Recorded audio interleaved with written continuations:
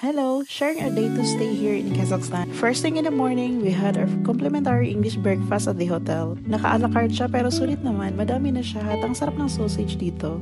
After breakfast, sinundo kami ng local guide at 10 AM, diretso na kami sa Meadow Station going Shimbulak Ski Resort.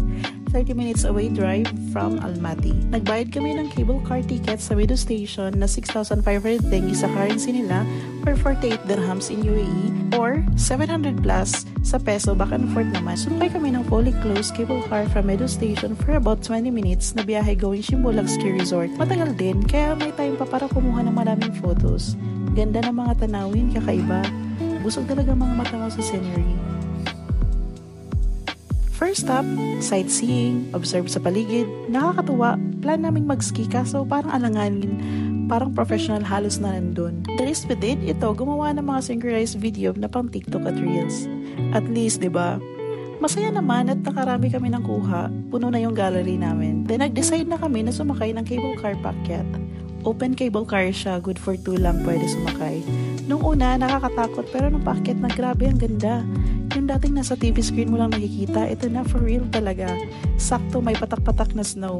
Feeling ko nasa movie ako nito.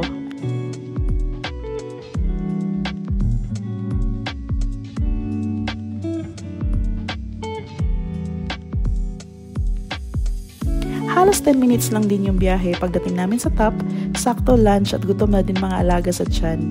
Nakita namin tong isang restaurant, ang La Scala. Ito pala ay located sa tuktok ng bundok at 2,870 above sea level, according to Google. Sakto, pagdating namin doon, lumakas yung snow. Grabe, feels like magic. First time ko ma-experience yun. Ganda ng restaurant, warm, cozy, at lalo na ang food. Nag-order kami ng pumpkin soup, napakasarap, 10 over 10. Pasta, seafood salad, at yung tomahawk na good for 4 na. Grabe, lahat masarap at affordable pa. If I'm going to rate this restaurant, deserve na deserve ang 5-star rating in terms of service, ambience, and quality of food.